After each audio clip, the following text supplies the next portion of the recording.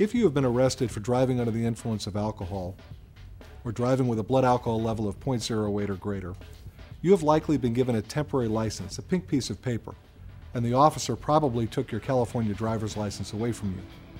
What do you do now? First, understand that you only have 10 days to request a Department of Motor Vehicle hearing. If you do not request a hearing within 10 days, you will forfeit your right to have a hearing. What should you do? First, retain a lawyer to contact the Department of Motor Vehicles, request a hearing, and obtain what we refer to as a stay on your license, allowing you to continue to drive pending the hearing. What happens at the hearing? There are three primary issues that exist at a Department of Motor Vehicle hearing. First, was there reasonable cause to stop your vehicle? Second, was there reasonable cause to arrest you for driving under the influence of alcohol? Third, did you submit to a breath or blood test that resulted in a reading of 0.08 or greater? And possibly a fourth issue. If you refused a chemical test or did not provide a chemical test, did you willfully refuse to comply with state law requiring you to give a test?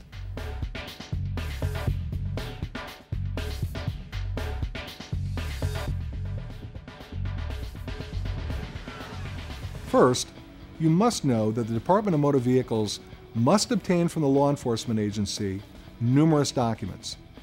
These include a so-called officer's statement, a probable cause statement, a narrative police report, in the cases of a breath test printout, and a checklist. In the case of a blood test, there will be documents from the crime lab in your jurisdiction that must be submitted and must all be in order. In the case of a refusal of a chemical test, there must be evidence that you were adequately and accurately advised of your obligation to take the test, and that you willfully refused to take the test. Very often, the Department of Motor Vehicles obtains documents from the law enforcement agency that contain omissions, that contain irregularities, such as inconsistent reporting within the report itself as to dates and times. They contain information that is lacking, including the officers failing to properly execute under penalty of perjury where indicated.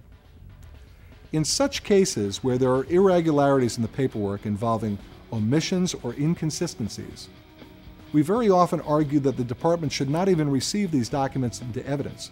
We object to the so-called foundational basis for the introduction of the documents. And in such a case, the license is generally returned to the driver and we obtain what's commonly referred to as a set-aside of the action. These so-called issues result many times in what we refer to at McGregor and Irwine as a paper win, meaning the department may have had a case against you, but failed to adequately document it.